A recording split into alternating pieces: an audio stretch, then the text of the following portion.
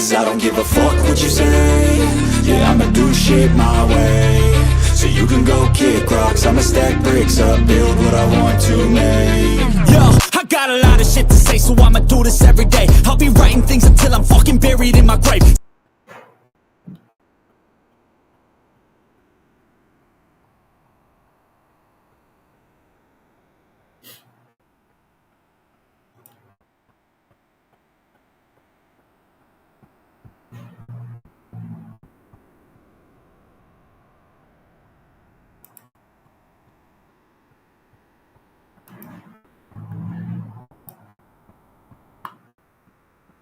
$102, $103. There you go.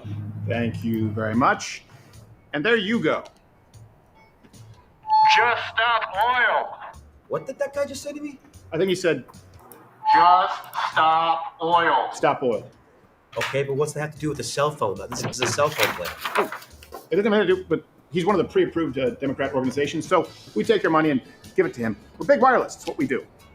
Stop giving all of your money to the big wireless networks who hate you. Get Pure Talk. Great phones, great coverage, and a much lower bill. Best of all, Pure Talk has American-based customer service, so you can get someone on the phone when you need it, and they won't give your money to the leftist mob who hates you against your will. Get a $0 iPhone or Samsung Galaxy when you sign up. Go to puretalk.com/Crowder today.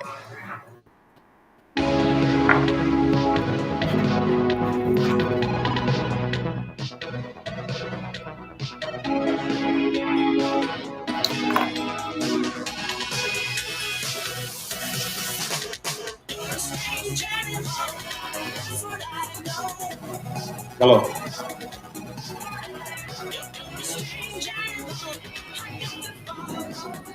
Hello.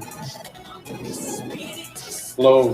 This is no longer Rachel's number. It hasn't been for the last 2 years. Please remove this number.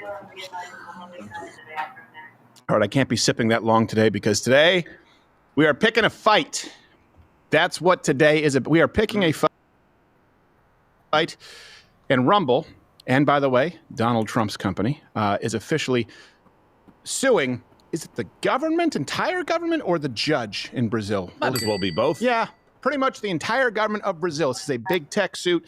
This is unprecedented. This will set the tone going forward for Google, for Apple, for YouTube, what they want to do. Play by the rules of foreign invaders, ideological invaders, or the American Constitution. We're going to pick a fight with John Oliver because he is a coward. And big tech is doing his bidding. We're going to poke our finger in the chests of pedophiles today, too.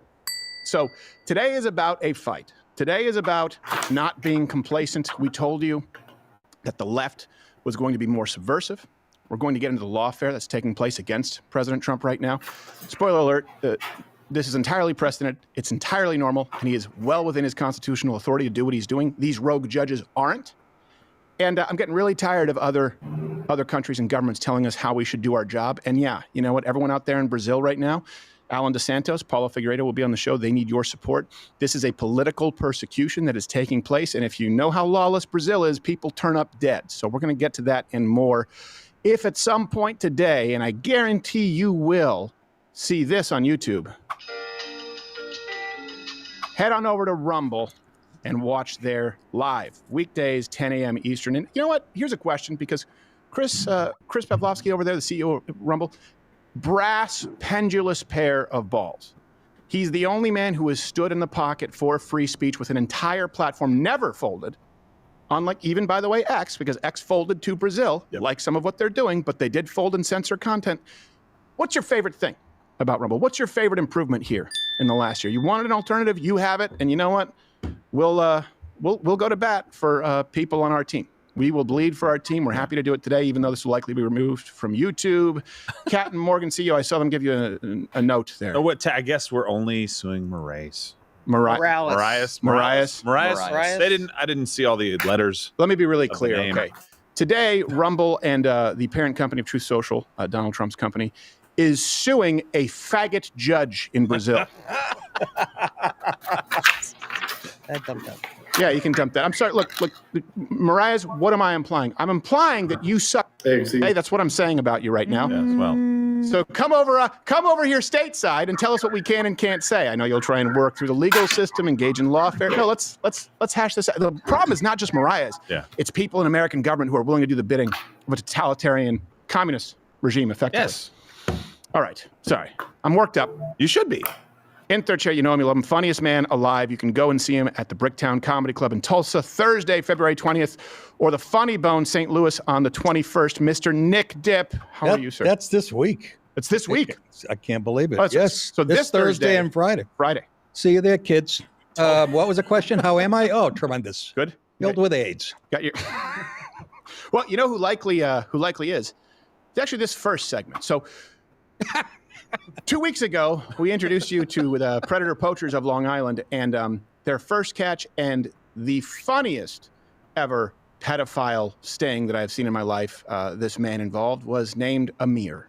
She said she was 13. Okay. By the way, I'm sorry. I'm Douglas. Yeah. I want to knock some sense into this. Yeah. No, it's good that you. But because I'm a father. I'm like, you know what? Let me just give in a way so that she thinks I'm meeting her. Yeah. And then I could. Oh, you are meeting her. Yeah, I know. It kind of seems like you want to go through with it. I didn't. I really didn't, honestly. Like that's why that's why when I said the. But you are week, here too. I'm you know. Here, yeah. That is true. It's like, want to see my penis, you know. And it's not yours, but you know, it's a penis. I don't even want to deal with a minor, you know. No, of course, but like, you know, you are here in an effort to, you know, deal with a minor. And happy ending. Amir was arrested in Long Island. My favorite part of that was he's like, I was just going to tell her like to stay in school. Yeah.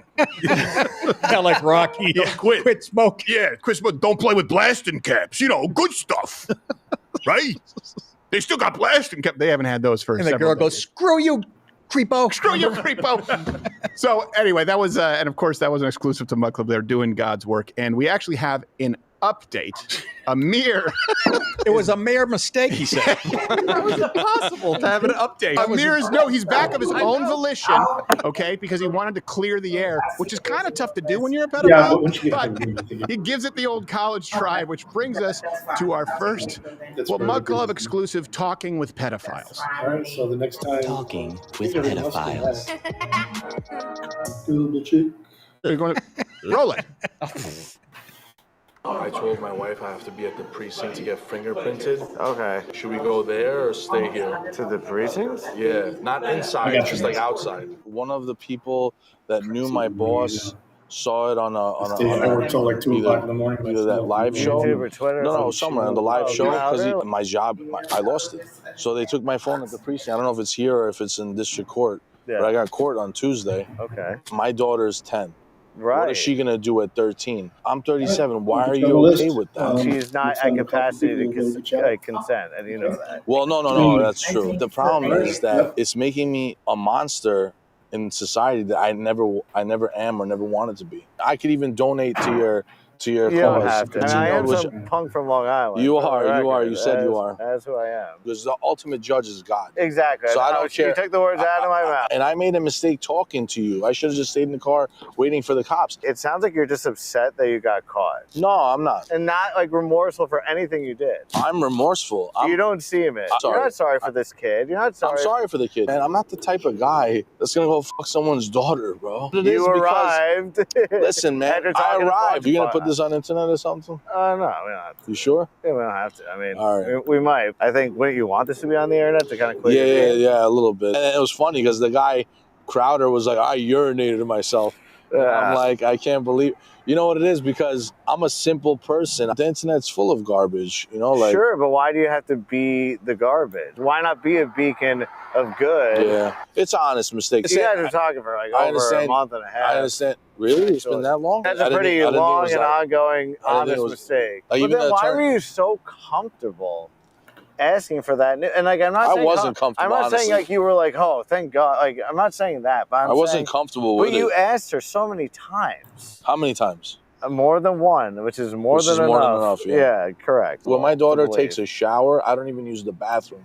I would hope not. No, I wait to use the bathroom after. Jesus. There's only one Yeah, bathroom. That's good that you wait. No, for there's her. only. I already called the Rockville Center Police. I was like, if the person retracts their press charges or whatever, Like you press charges, obviously. Are you asking me to retract? No.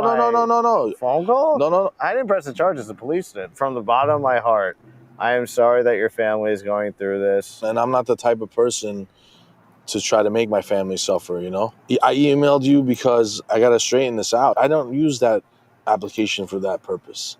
I never did. Why on earth should I believe the very first time you decided I'm going to talk to a minor, I'm going to ask her for nude pictures, I'm going to send her porn, like fake penis pictures, why should I believe this is the first time this has happened? Like, and amazingly, because I'm on the other side. Because I'm really telling you the truth. I don't have child porn on that either. I'll take your word for it. I could be part of, if you believe me, you know, be part of your cause. I mean, like, we'll see how everything's going. Well, I don't know if I'm going to go to jail. I don't know. I don't know either. You say things like, oh, I was trying to tell her to stay in school. I was trying to tell her to, like, do this, do that. Like, it wasn't really in the chat. We hear that all the I can't believe I never every single one of them says that because they're trying to get out of trouble. You can't even testify. They come in and testify and say, listen. I won't do that. Oh, you won't? Okay. No, I won't. You probably still don't believe me. I mean, just the fact that, like, you asked this kid for nudes. Yeah. No, I did. I'm not saying I didn't. I that's great, but I'm telling you, it's like, it doesn't sit well with me. I hear you. And I'm not crying to make you feel sorry for me. I'm just saying, like, I got caught up in a up situation I should have never even approached. Yeah, good luck. And happy birthday to your wife. Yeah, thanks. Yeah. All right, man. Thank you. You as well. Talking with pedophiles. Allegedly. Alleged pedophile. Allegedly, he did say right there they asked mean, for nudes and sent pornography to an and underage he person tried to meet up. Who's that guy? Who's that interview? Oh, he's great. Well, Douglas was. He's the best. He's the best that I've ever seen because you take confronting them and add someone who's funny. Oh my God! It's a perfect storm. It's the perfect. I have to put it on the internet. I mean, we might. He's like, Jesus. I guess it's so nice of you to wait your turn while his daughter's in the bathroom. I know that was the selling point for me. You know, and I take a dump. I wait till she's out. It's just, he gave me a dirty Sanchez once. Yes, listen, I cut a hole in the wall, but I don't use it. It makes sure she's safe. Yeah, it's just, and just so you know, you see this and it's easy to detach yourself from it. The excuse, this man is never to blame. It's, I didn't mean to. Whenever you hear somebody say, well, I didn't mean to, if you are talking about the action, if you are talking about the effect, and they are only talking about the intent, careful, because that person is likely to project and label you a narcissist. That's what often happens, right? They try and throw it onto you, like, well, I didn't mean to. Why are you so self-absorbed? Well, hold on a second. You did send nudes. You did ask for nudes repeatedly. I didn't mean to, I didn't mean to do anything inappropriate. I was just going to tell her to drink her milk. It was an accident. It was an accident. I hit the button and the email went over there. I fell onto my keyboard 6,482 times. Yeah. With vowels and consonants. You know how it goes. I don't at all. You're like, sir, you have a sneeze guard on your computer screen. Yeah, I was playing the Golden Corral game, virtual reality. You know, windshield wiper on your computer. I got caught up in something. And I love how this is so urgent, but he still can't help himself from going on his phone. I know. So, let me see a talking cat. You see this shit? I love how he's talking about it. He's like, I should have just gotten in the car. I'm like, you should probably also get in the car now. Yes, you should leave now. You're making it worse. The guy convicted himself. Yeah, I know. I mean, you just show that to the jury or the judge, and you're like, okay. This guy will never be... they say that he who represents himself, I've heard this, has a fool for a client, but that's bullshit. I'm no fool. Look, I'm a Detroit Lions fan. That's right. That's right. He's representing the Lions with that hat. I look like my 600-pound Russell Peters life. Anyway, I just want to lead it with a laugh. And today is all about, like I said, it's all about picking we can't do this without you. You are the reason that we are able to pick this fight. Yesterday, we debunked John Oliver's incoherent ramblings about Donald Trump 2.0. And some of it was incoherent and some of it was deliberately deceitful. There have been some developments, which brings us to our newest segment. I am a pussy, and that is frankly a wild thing to say. I'm telling you, I am a pussy. Oh, sorry if this is how you found out, but I'm telling you that I am a pussy.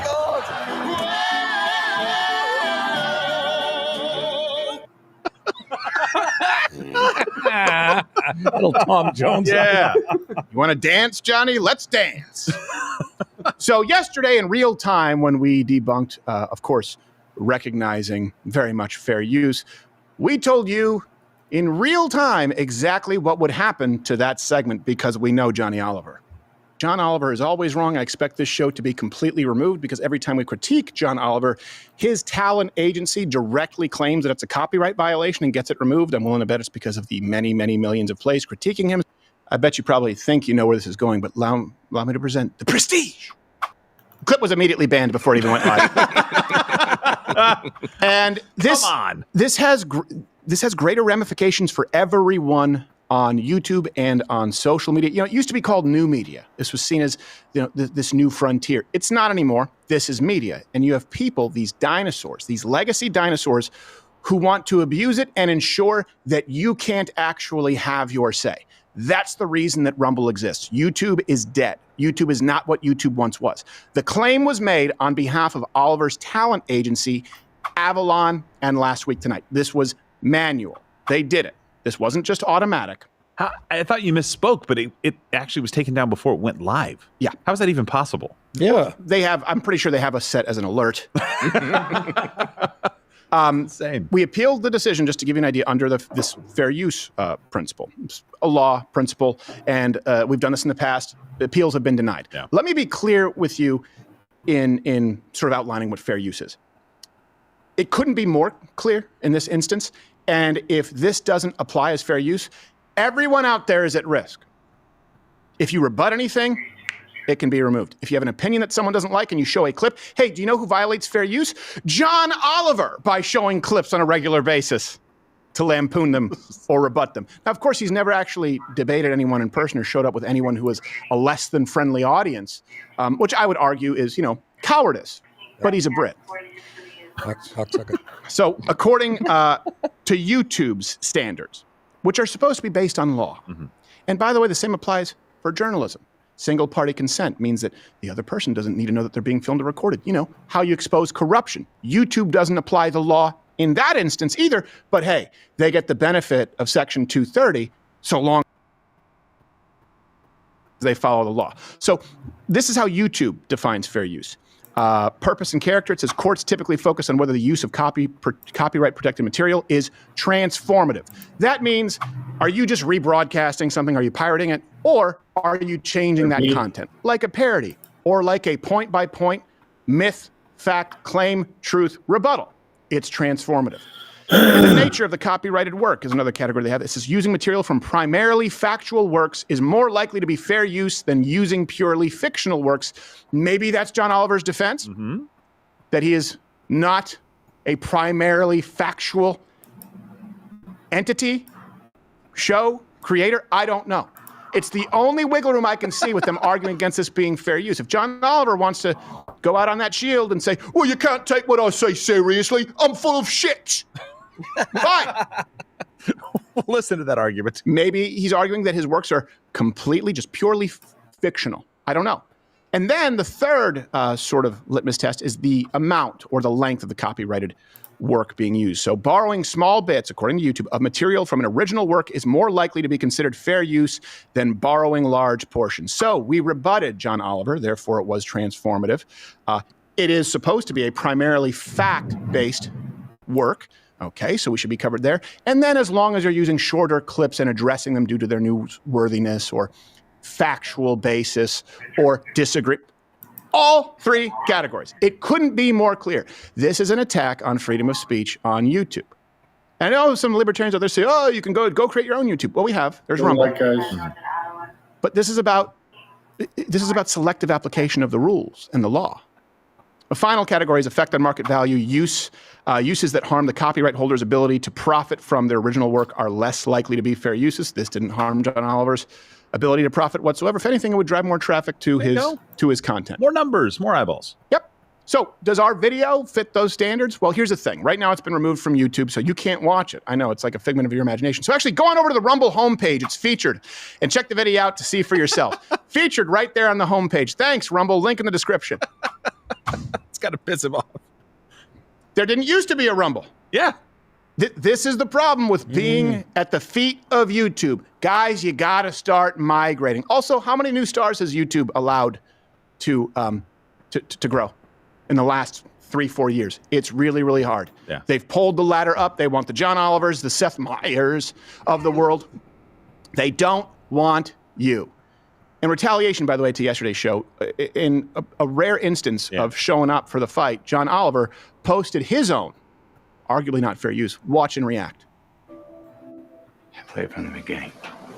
You may think there's waste. It's always. Look, you may think that it's not run efficiently. Yeah, but we know that, but you've never conducted any actual audits.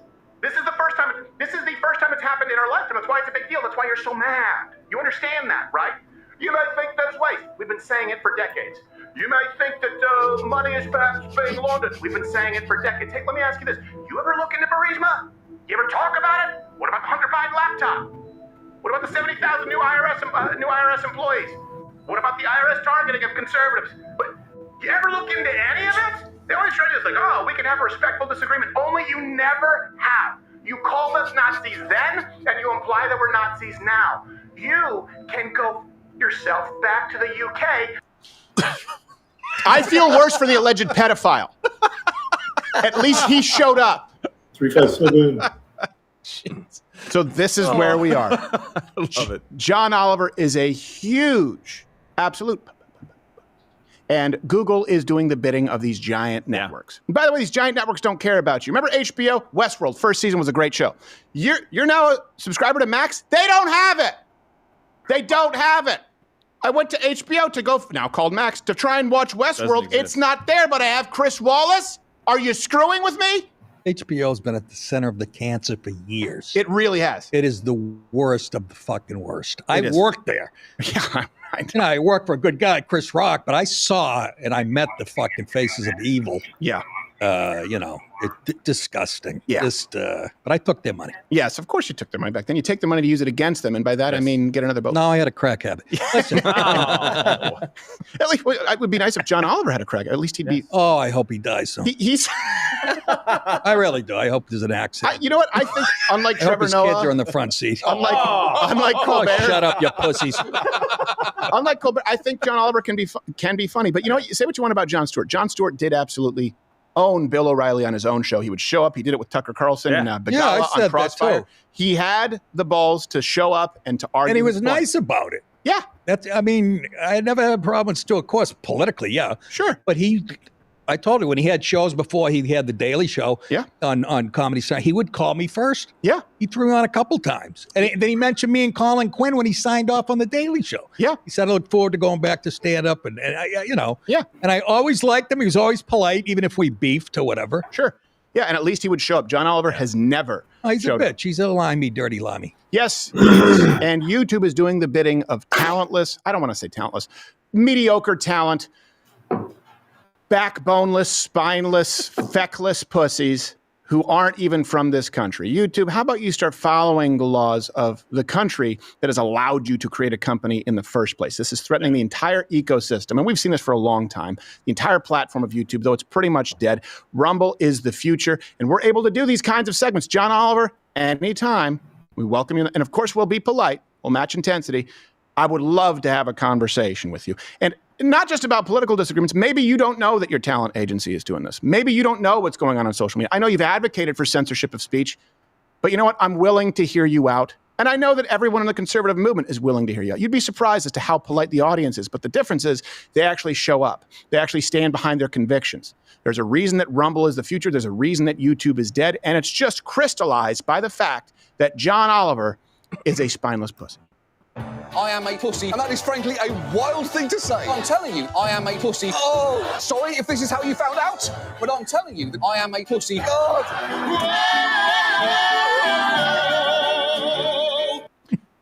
By the way, still one of the greatest voices ever, Tom Jones. Are you shitting me? I'd sleep with a guy today. I'd throw my own underwear up there. My parents went and saw him a couple years ago, and old ladies were still throwing their bras on stage. Oh, my God. Well, they have triple D cups filled with bingo chips. Yeah, they have an extra measurement for length at that point. And throwing giant girls. They're actually knocking Tom out with their it's just a titanium hip. Their pee pants and their pads. It's your catheter here. Take it back, lady. Someone just crowd surf on their hover round, kills like 9 geriatrics.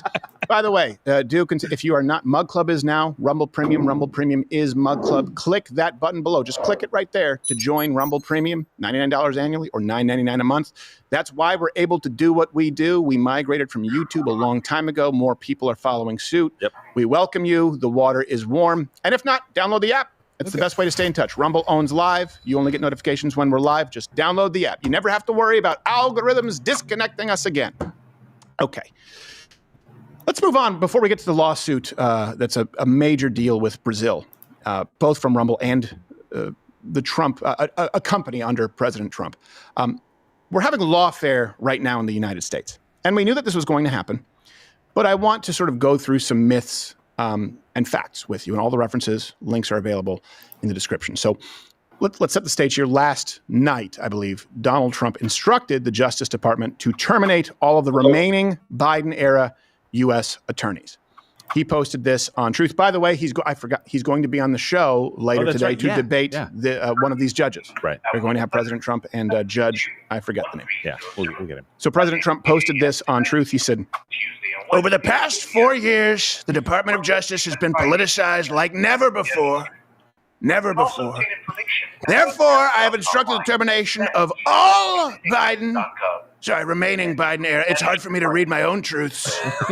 Do I sound like that? I don't sound like that. All Biden era U.S. attorneys, we must clean house immediately. Like the lady Arnold slept with, restore confidence. America's golden age must have a fair justice system that begins today." And this all seems very reasonable. And we'll get into the history here and why this is something that has been done many, many times before. There's nothing unique about it. But of course, the media had a conniption fit. Donald Trump is promising retribution at the Department of Justice. Hey, point guard. Retribution. In a post on his social media just a short time ago, he said he has instructed the termination of all remaining Biden-era U.S. attorneys in an effort to, quote, clean house. And Donald Trump now saying he's going to clear out all of these prosecutors simply because they were Biden appointees. This feels like he wants very desperately to corrupt the Department of Justice. Please tell me that's chemo. It feels like. It feels like. Does it feel like? Yeah, but hold on a second. What is it? Let's get rid of the phrase. Can we just put a moratorium on I feel like or it feels? How about I think or it is? Oh, they won't have anything to say over there. No, It'll be a silent film if it has to do with logic. And can you guys just comment? Anytime, please, let's the eliminate I feel movement when making arguments. No more I feel, it feels like, I think, or it is. Let's start using those phrases. You know why people don't want to use those phrases? Because it puts them in the hot seat. One is this sort of nebulous hyperbole, maybe. The other is you're laying claim to it, saying, no, I think X. This is Y. Let's start doing that. So in reality, this whining has been going on since the day President Trump was inaugurated. Allow me to suggest that they are not in touch with how real people really do feel about what really is just a lawless blitzkrieg. They're calling this a constitutional crisis. We're headed toward a constitutional crisis. He means to fight back against the lawless actions of the Trump administration. I think we're on the verge of moving from a decayed system into a crisis. He signed over 200 executive actions, totally setting into place a process to dismantle the federal government. As well as for making Donald Trump the true tyrant of our country. Yes, when I think tyrants, I think people who dismantle and downsize the government. It's unreal. And they try to both sides it. Okay, sure, in the sense that both sides have taken these actions or executive orders, but when the left is in power, there's nothing. I wish I loved anything as much as they love raping the Constitution. Both sides have tried to make this argument, but please tell me you recognize the difference. One side uses executive orders to usurp the law, to pervert the law, and one side right now, President Trump, this administration, they use the executive orders to enforce the laws that exist. And let's look at those executive orders and say, which ones are more in line with the Constitution? Someone who uses an executive order with some arbitrary pistol brace rule to try and get rid of guns that are a part of your God-given right to self-preservation, or someone who uses an executive order to ensure that those laws are not warped, that your rights are not infringed upon. Someone who uses an executive order to take your tax dollars and give them to people who are not even residents of this country, or someone who uses an executive order to say, no, taxpayers aren't going to foot the bill for the world. That's not the job of government. Which one is a perversion of the Constitution? I know you can comment below. Law is a practice. It's not an exact science. President Trump, I think, not I feel, has a very, very strong case. For those of you who aren't aware, the executive authority, it comes from two places, Constitution, Article 2, and Congress. Let's get into some key facts here. First off, if you are upset about the executive orders or the amount of them, you have one person to thank, Barack Obama. He was the president who escalated this, who set the trend of relying on these EOs to circumvent Congress. Everyone has done it, but he was arguably the first president to do it and abuse it in a way that affected or created major policies and would actually circumvent existing laws. We are not just going to be waiting for legislation in order to make sure that we're providing Americans the kind of help that they need. I've got a pen and I've got a phone, and I can use that pen to sign executive orders and take executive actions and administrative actions that move the ball forward. Also, now, why do I have a school shooter over my left shoulder? That's kind of weird. You're about to open fire. Am I right? Security, I'm getting all wee-weed up. I've already said that. Yeah. Don't get all wee-weed up. I got a pen, I got a phone, and a defensive bag for a wife.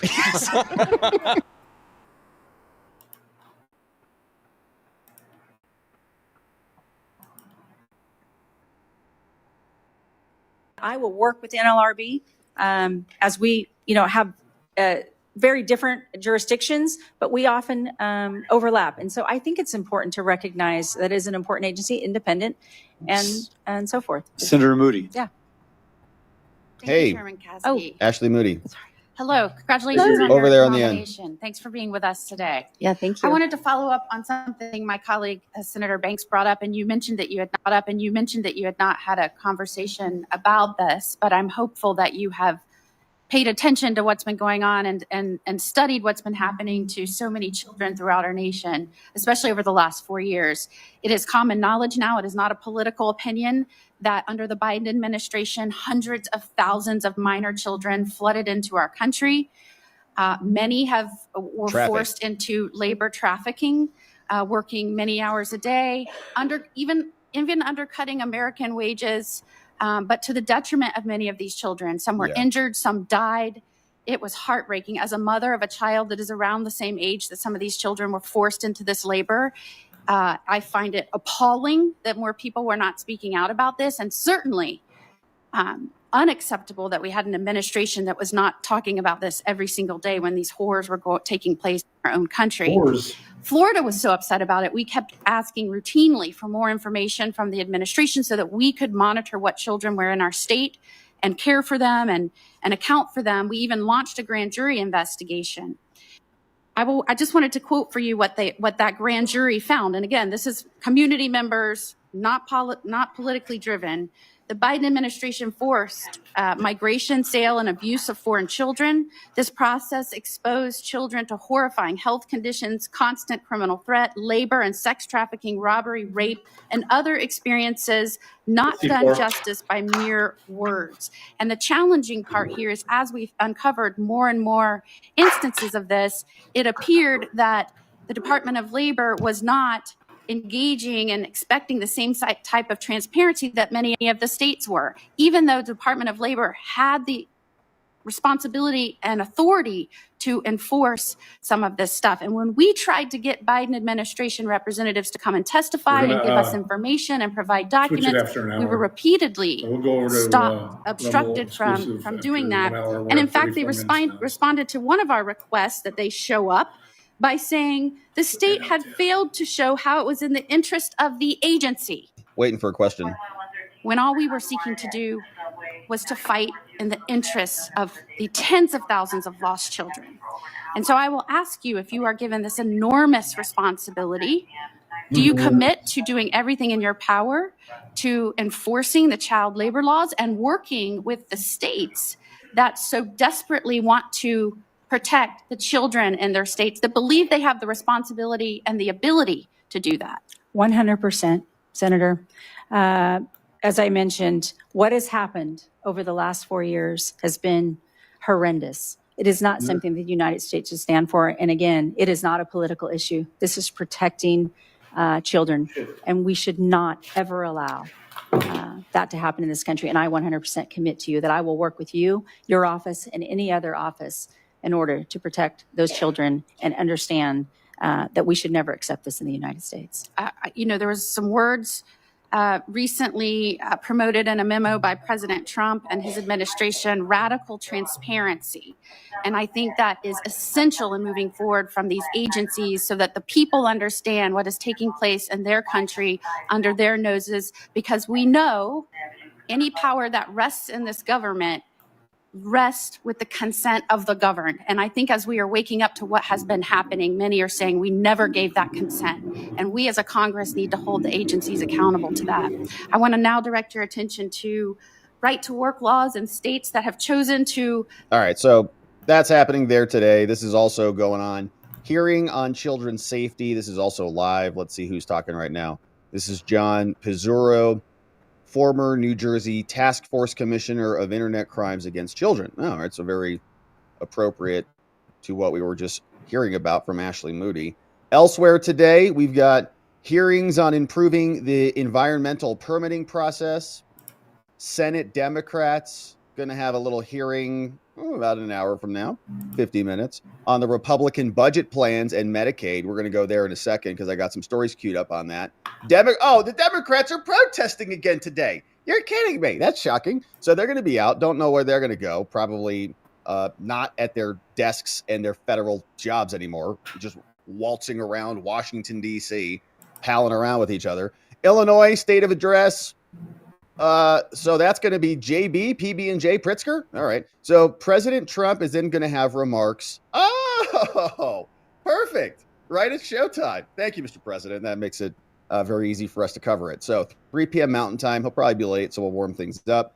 And then we'll have the president. He's going to deliver remarks at the FII Priority Summit, whatever that happens to be. So cool. That's coming up later today. Didn't realize that was happening. Didn't see that on the docket earlier when I was looking at that. So maybe that just got added. Anyways, here is what's happening. Actually, let's check the presidential schedule real fast while we saw that, because see if that changed. Here is Trump's official calendar for the day.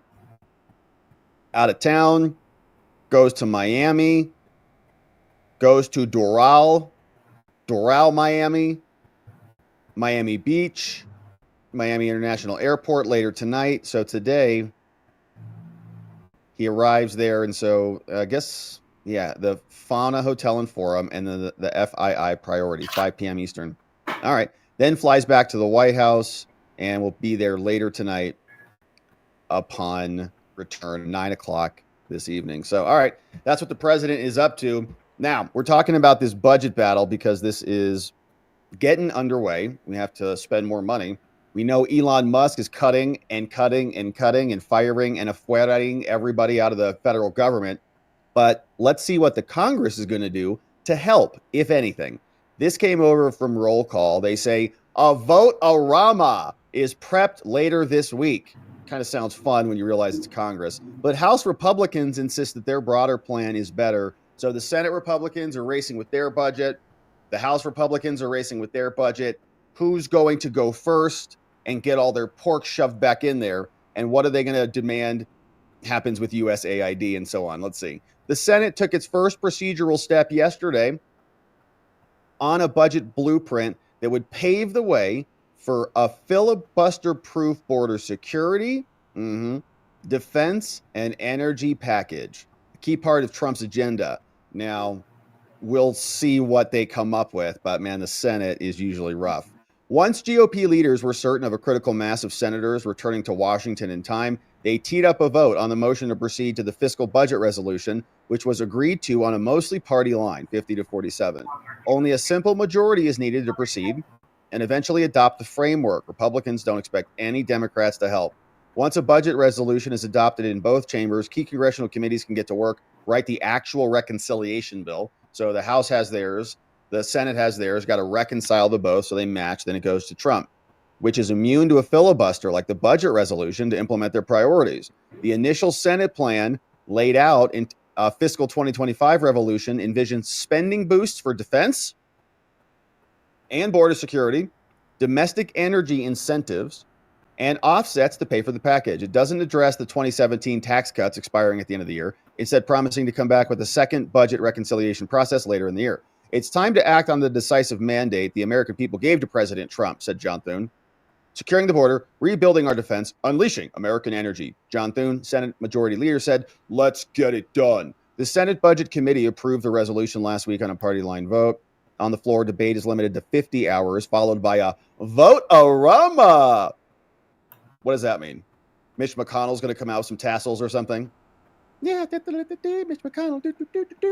Or amendments that keeps going until senators get tired of offering them. In the past, they've typically gone into the wee hours of the morning, partying, the following day before a final vote. Aides said the vote-a-rama would likely begin sometime on Thursday, depending on how much debate time is yielded back. So starting Thursday. The Senate budget resolution would allow for as much as $345 billion in new spending, but this would be for border security. At least it's not going to Ukraine. The Pentagon, the Coast Guard, possibly other agencies over the next 4 years. It's like, we're just cutting, man. We just saved a bunch of money, and now you're adding on another more expensive bill? What do you do? What do you do around here? Said the spending would be offset by cuts to other programs that have yet to be identified. Yeah, and probably won't. Authorizing committees would have until March 7th to recommend the cuts to Budget Committee. Now we can't find it. Can't find the money. We've got to keep our foot on the gas, said Lindsey Graham in a statement on Tuesday. Okay, we'll see. I got so many doubts about Lindsey. I hope he's being real this time, pointing to comments from top administration officials that they are running out of money for immigration enforcement. Taking up the budget resolution this week now puts us one step closer to the most transformational border security bill in history. Okay, that's the kind of crap that makes me nervous. Transformational? Yeah. Graham, we know what your opinion has been on transformation of the country. The reconciliation instructions in the budget resolution would only require those committees to come up with minimum of $4 billion in deficit reduction. Wait a minute. Do those numbers math? I'm not that smart with math, but I think, pretty sure, if you spend $345 billion and you only cut $4 billion, I'm pretty sure that means you're adding like $341-ish billion to the deficit. I don't think that works because you haven't identified the other cuts. Already one Republican Senator, Rand Paul, the only one vote against the motion to proceed on Tuesday, has expressed concerns. There aren't any deeper spending cuts. While powerless to block the resolution on their own, Democrats held a conference call. It's great.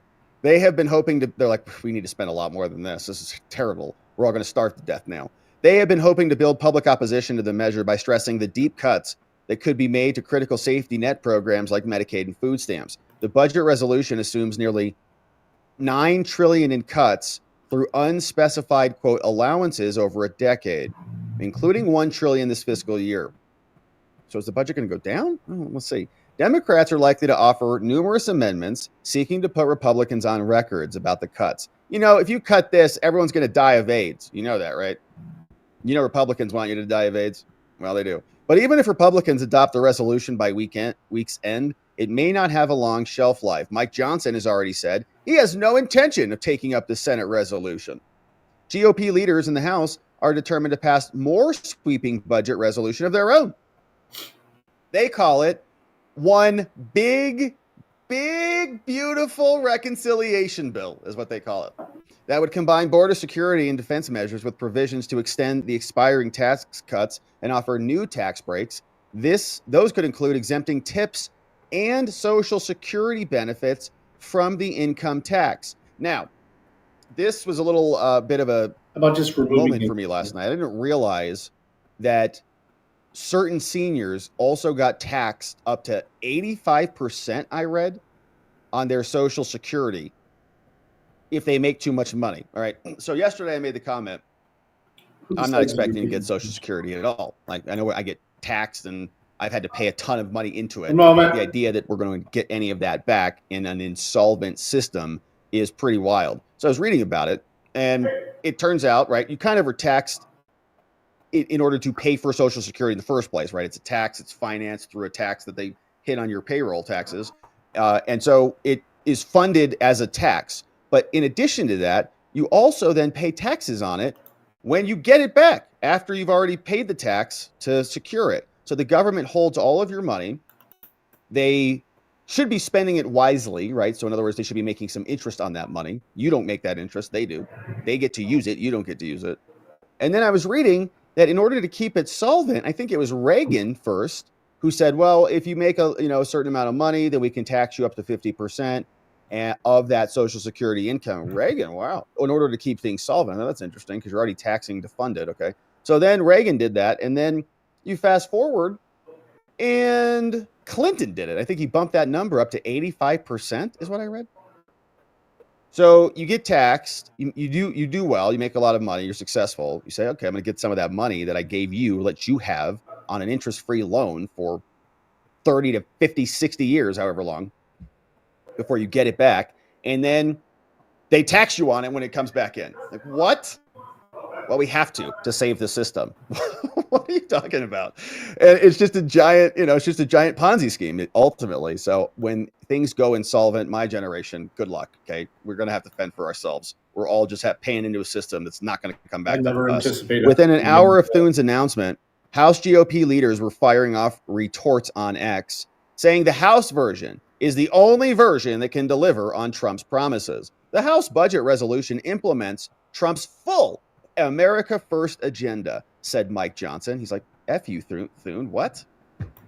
Not just parts of the promises. We're not going to come back later with the rest.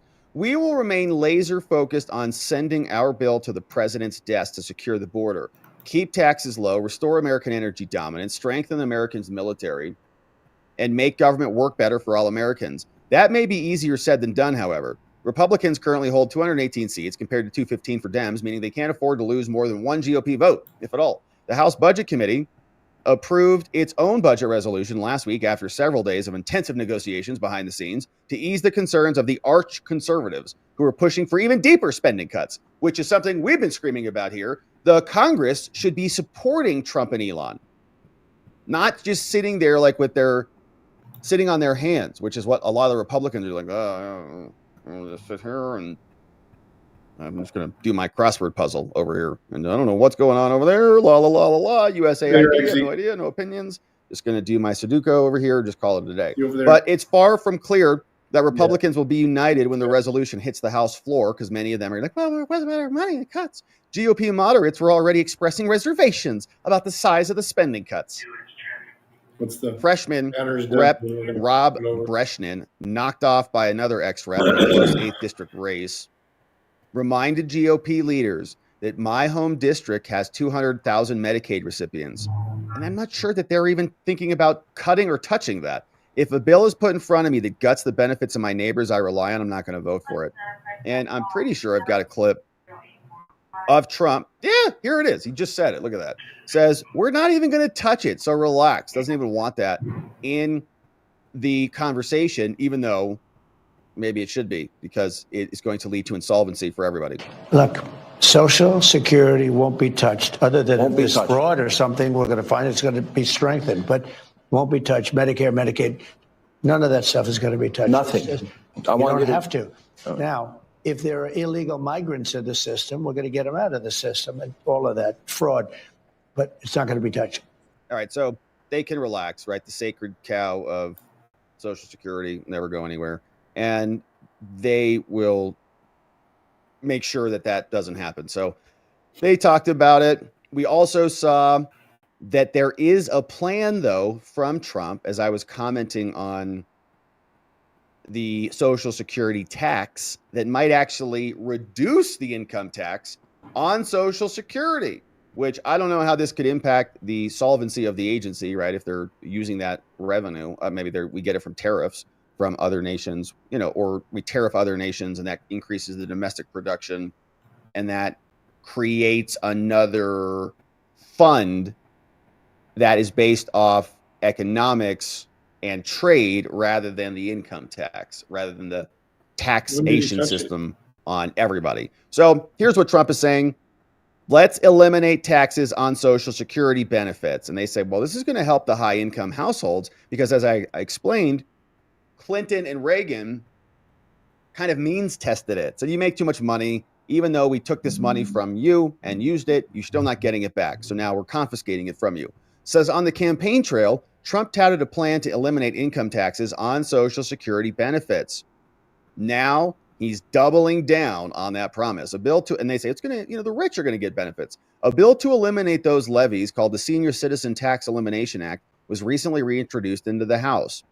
But nixing taxes on Social Security benefits may reduce the government revenues, there you go, by $1.5 trillion because they're getting a lot of money from those confiscatory taxes, according to a nonpartisan research center. So, it's extremely partisan. Now, for some high-income households, the policy change may result in gains of up to 100 G's over their lifetime, which was their money in the first place. Yet individuals under age 30 may face the largest losses. Says when Social Security reform was passed by Congress in '83, benefits became the subject of taxes for the first time. Then in 1993, under Clinton, they brought in the second. Today, beneficiaries who have what is known as a combined income below $25,000 or $32,000 generally pay no taxes, which is pretty low, right? That's not much. Now, combined income is the sum of adjusted gross income, non-taxable interest. So I guess here, maybe they'll give us this number. Like, how many people who are receiving Social Security are getting taxed on that? So they're getting taxed twice in their life on the same money. Individual beneficiaries may pay taxes on up to 50% of their benefits on combined income between 25 and 34, or for married couples between another number. Up to 85% of the benefits would be subject to tax if they have more than $34,000 in combined income for married couples. That applies if their combined income is more than $44,000. Up to 85% is taxed again. Crazy. Now, any changes to Social Security would require a bipartisan consensus from both the House and the Senate. That change is estimated to cost $200 billion over the next 10 years. Eliminating taxes would be more expensive. $1.5 trillion is what it would cost. But they're dealing with a really alarming budget situation. No kidding. Saying pretty strict limits on the tax cuts that would be allowed because they got to take that money. They can't even think about, expansion. It's always got to be taxation. In particular, if Republicans' efforts to extend the tax cuts are successful, that would cost $4 trillion.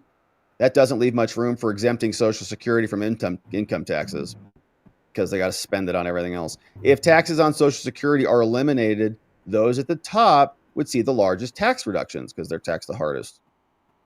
Another proposal in Congress has also called for eliminating taxes, while also requiring high earners to pay more taxes into the program to help mitigate the benefit increases. However, the concern with those changes is that while older people would see higher benefits, it would put financial pressure on the younger generations. Yeah, thanks. We know. Yeah. Economists often refer to this as implicit debt, where an intergenerational imbalance causes future generations to be saddled with higher costs. Yeah, it's happening right now. Who pays for that benefit? Younger people. They now pay higher taxes to pay for that. And inflation to cover the cost of the extra dollars that were injected into the system that we are paying for through the form of inflation. So thank you for that, Congress. So that is going to be happening right now. We also saw some of these clips from Trump and Hannity yesterday. And let's see if we can fast forward through Hannity. So this clip's 1:34. So Hannity's still talking. Cool. We got Trump right here at about 11 seconds in. That's pretty good. Pretty good. Well, I sued from long before he had it. Yeah. And I mean, they really did a number on me, and I sued and they had to pay, they paid $10 million settlement. You're okay with that? I mean, I left it up to the lawyers and the team running Twitter. So I said, you guys do what you think. Hannity, what kind of question is that? Sense. I think it's funny. I think it's a very low. I was looking to get much more money than that. So you gave him a discount when the lawsuit. He got a big discount. I don't think he even knows about it. He's become one of your, if you read and believe the media, he's become one of your best friends. He's working for free for you. Well, I love the president. I just want to be clear about that. You don't care about that. I know. I love the president. You love the president. I think President Trump is a good man, and he's, It's nice the way he said that. There's something nice about it. It really is. Because I mean, the president's been so unfairly attacked in the media. It's really outrageous. And I've at this point spent a lot of time with the president, and not once have I seen him do something that was mean or cruel or wrong. Not once. You know, I've known him for 30 years. Yeah. And I've never seen anybody. Okay, thank you, Sean. All right, so kissing his butt. It's interesting that Elon is being so forceful in that, right? Trump is being maligned, and he is coming out and saying that unequivocally. I think that gives a lot of people cover to say the same, or at least to believe the same, acting privately. Maybe they don't come out publicly and support that, but they can certainly operate accordingly. Here was another clip. Question. You're the richest man in the world. You made a long time. But that's why. But he's on your team. Well, that's true. He can't top that. He's good. You know, I wanted to find somebody smarter than him. I searched all over. I just couldn't do it. I couldn't. You really tried hard. I couldn't find anyone smarter, right? So we had it for the country. But this is the thing. We settled on this. Well, thanks for having me. So I'm just trying to be useful. This is the interesting. All right, so that was another clip, and they also had a clip of, I think one more, but they also had Scott Bessent out yesterday. He was on with Fox, also talking with Brett Baer. So I got him coming up. Here's one more from that interview. Number, because send in legal fees. I can cut. I wish I had the time. I would save so, but I could cut these bills in half, much better than half. But you offer people a much lower number because, you know, they actually put fat. I'm not even saying it's like a way of business. They put more on because they expect to be negotiated. When you send in a bill to the government, there's nobody to negotiate. Yes. You send in a bill for $10,000 and they send you a check back for $10,000. If you would call them and said, we'll give you $5. No, I need more than $5. We'll give you $5. I'm not going to pay any more than $5. Make it $6. No, I'm not going to make it $6. And you'll settle for $5,500. You've just cut the bill almost in half, and it took like 2 minutes. But none of that's Someone call that the art of the But deal? that's caring. No, it's not even the art of the deal. It's caring. He uses the word. It's caring. Yeah. It's a certain competence, but I think it's more caring. I know. If you add either ingredient, either competence or caring, you'll get a better outcome. And they said, you actually have to care, right? I think caring is almost, there's multiple meanings to it, which is why that word is so funny. When I first heard it, I'm like, caring. It's actually a very nicely engineered word, because when you hear the word caring, you're like, well, we care, like we care about you. No, we want you to be okay. We're firing you, but we're going to help you carry your box out the front door. So we do care.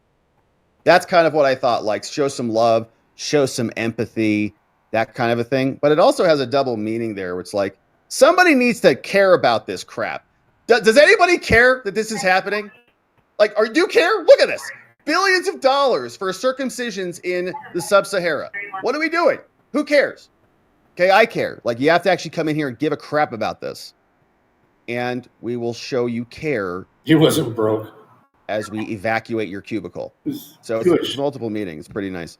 So, and you do have to be competent either way. So both ways are very important. Now, this was also an executive order that the president issued last night. We saw some of this right as we were starting the show. He came out, gave a little bit of a press briefing yesterday, and then signed this new order. Says, ensuring accountability for all agencies. And we can read this in the context of the other litigation that we've been covering here and how it interfaces with those lawsuits. And many of the lawsuits are saying that the White House, Trump, in other words, or Elon, or that power that emanates from them, doesn't reach or cover other agencies, and that they're independent agencies. The Office of the Special Counsel. Today on the show, I think we'll cover another lawsuit where another judge put someone else back in her position, or the labor, some payment system, MBSL, something, whatever. So shoved her back in there as well. And saying Trump doesn't have the authority to fire that person, or there's discretion, and someone's acting outside of the executive, so they're suing to stop Elon, suing to stop Doge, suing to stop whomever, the Department of Ed, as we saw yesterday. So now Trump is, in other words, solidifying, consolidating all of these powers and just doubling down on this idea that it emanates from his office clearly. They'll probably sue over this, and I think it might be a bait in order to create that lawsuit, because they're already knocking on the Supreme Court's door, explaining to them that the office of the special counsel is under the purview of the executive branch, and Trump can fire Hampton Dellinger if he wants to. So here's what this says. Now, the Constitution, right, clearly vests all executive power in the president and charges him with faithfully executing the laws. Now, since it would be impossible for the president to single-handedly perform all the executive business, the Constitution also provides for subordinate officers. In the exercise of their often considerable authority, these officials remain subject to the president's ongoing supervision and control. It's like, wow, they're explaining how the Constitution works for everybody. The president, in turn, is regularly elected by and accountable to the American people. This is one of the structural safeguards, along with the separation of powers between the executive and legislative branches, regular elections for Congress, and an independent judiciary whose judges are appointed by the president with advice and consent of the Senate, by which the framers created the government that's accountable to the American people. Great explanation. However, previous administrations have allowed so-called, quote, independent regulatory agencies made up out of their butts to operate with minimal presidential supervision. These regulatory agencies currently exercise substantial executive authority without sufficient accountability to the president and through him to the American people. Moreover, these regulatory agencies have been permitted to promulgate significant regulations without review by the president. Now, these practices undermine these agencies' accountabilities to the American people. And for the federal government to truly be accountable, it goes to the president. So therefore, in order to increase accountability, it shall be the policy of the executive branch to ensure presidential supervision and control of the entire executive branch. Okay, liberals are going to sue like nuts over this. You can't say you did that. Yeah, he's just basically declaring war on all of the other so-called independent agencies. Not that there's many left of them. Shall submit for review all proposed. Funny. Moreover, all executive departments and agencies, including so-called independent agencies. And I love how that phrase is being used all over the place. Everything is so-called now. The liberals say it a lot. So-called Doge committee agency. So-called. They are so-called independent. They're not independent. Shall submit for review all proposed and final significant regulatory actions to the Office of Information and Regulatory Affairs within the executive office of the presidency before you publish anything. So the rest of it is details on how this works, but that's great. So pretty sure we'll see some lawsuits based around this. You can't say this. You can't gobble up power. Congress created the independent agency called whatever. Congress created this. You can't do that. And he's doing it. Okay, we already saw how he was doing this.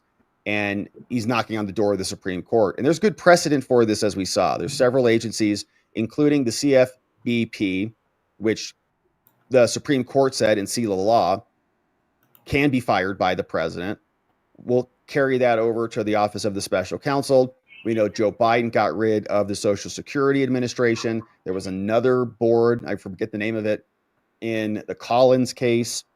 So this is how it works. This is how the Constitution works. The stupid little game of massage and patty cake between the executive branch and the legislative branch that everybody was just enjoying and allowing to happen is now coming to a close. So we're excited to see where that goes. I'm sure we might even see some reaction to that tonight on the show. But here was Scott Bessent. So Fox was also hanging out with him, and he was talking about being an openly gay man. And I saw this clip over from Bonnie. Thank you, Bonnie, for sharing this in our X community. Shared this one in a conversation with Brett Baer. You're also the highest ranking gay member of the cabinet. Is there history there? Well, I think I'm actually the highest ranking openly gay official in U.S. history. That's true. Wow. U.S. history. But what's important to me is it's coincident, not causal. President Trump, I believe, picked me because he believed I was the best person for the job, not because people with green eyes are better Treasury secretaries, not because of sexual preference. So it's a different way of looking at the world. Basically, it's what you've been talking about, merit-based.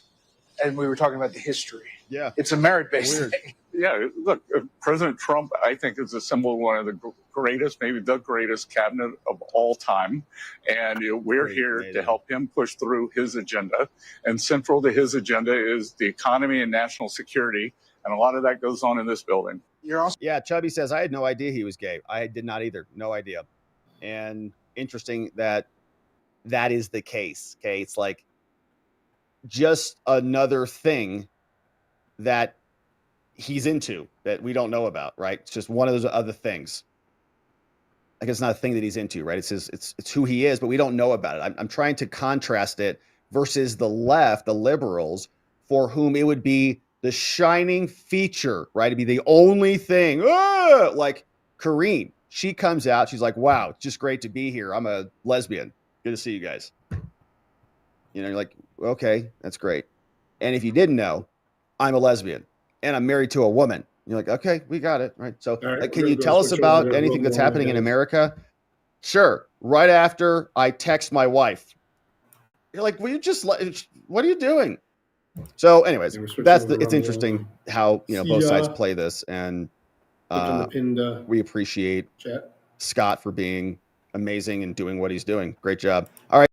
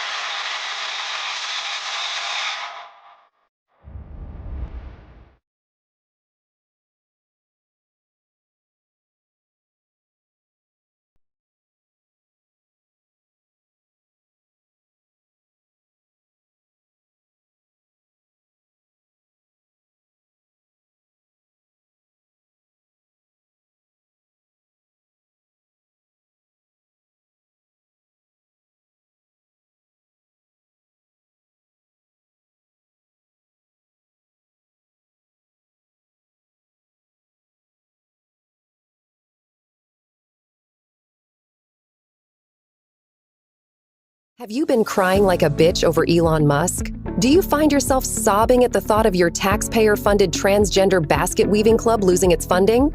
You may be suffering from a common condition known as libtardism-induced meltdown. But don't worry, there's help. Introducing Grow-A-Pair, the revolutionary prescription solution designed to help you accept reality.